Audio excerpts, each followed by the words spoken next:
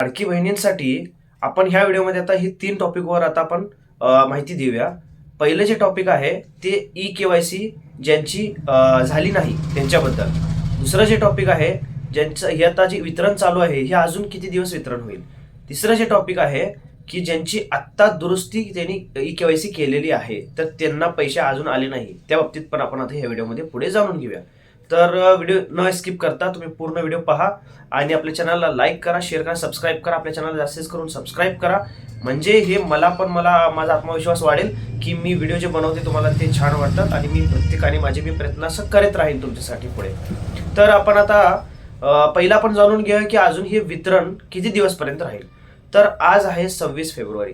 तर हे 3 दिवस ॲक्च्युली वितरण चालू झालेलं आहे.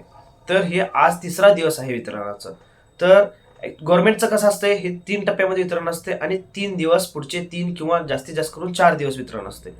तर आज शक्यता असे आहे की आज लास्ट तारीख असणार वितरणाची, त्याच्यानंतर वितरण होणार नाही उद्यापासून.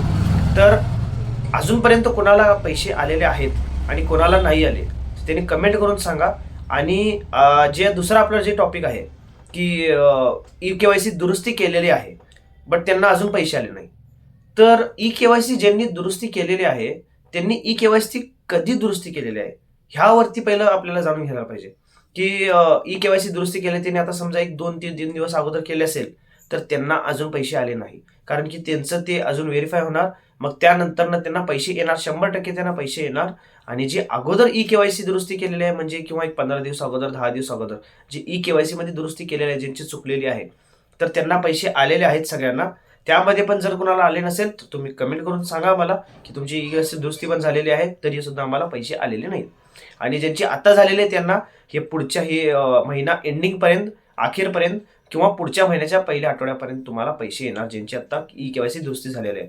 अजून कोणाची झाली नसेल तर त्यांनी 31 मार्च पर्यंत मुदत आहे, त्यांनी लवकरात लवकर ई-केवायसी दुरुस्ती करून घ्या. त्यांचं नाव आहे का बघा, त्यामध्ये पोर्टलवरती जाऊन तुम्ही लाडकी बहीणच्या ई-केवायसी दुरुस्तीमध्ये नाव आहे का बघून तुम्ही दुरुस्ती करून घ्या. नाहीतर तुमचे अन्यथा पैसे बंद होऊ शकतात, तुम्ही अपात्र होऊ शकता. म्हणून तुम्हाला जरी काही तुमची शंका असेल तर तुम्ही कमेंट करून विचारा, त्यामध्ये मी तुम्हाला माहिती देईन. जे आपल्याला माहित कळेल, जे वरनं मी तुम्हाला ते देण्याचा प्रयत्न करेन माहिती. तर तिसरं जे टॉपिक आहे आपलं की ई-केवायसी ज्यांची झालीच नाही तर त्यांना गव्हर्नमेंटकडून काय आहे. तर गव्हर्नमेंटकडून फक्त आता आपण हे विनंती करू शकतो आणि आपण एवढं जे प्रयत्न करत आहे, मी सुद्धा प्रयत्न करत आहे सारखं, की जे लाडकी बहीण जे राहिलेले आहेत, अन्य खूप सारे असे लाडकी बहीण आहेत, त्यांची पण विनंती हेच आहे की आम्हाला एक संधी भेटावी. 31 मार्च पर्यंत केवायसी दुरुस्तीसाठी त्यांनी संधी दिलेली आहे. तर त्यामध्येच 31 मार्च पर्यंतच त्यांनी पाहिजे असेल तर एक संधी त्यांना पण द्यावी की ज्यांची ई-केवायसी झाली नाही.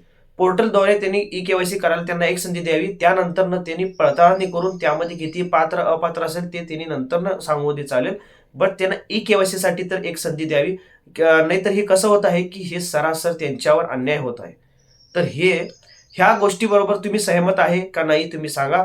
आणि जर सहमत असाल तर ते पण सांगा, सहमत नसाल तर ते पण सांगा. कारण की मला तर माझ्या मतीने हे वाटते की त्यांना एक लाडकी बहिणींना ई-केवायसी ज्यांची झालेली नाहीये त्यांची खूप सारी अशी अडचण होते, जे हॉस्पिटलमध्ये होते, बाहेर होते.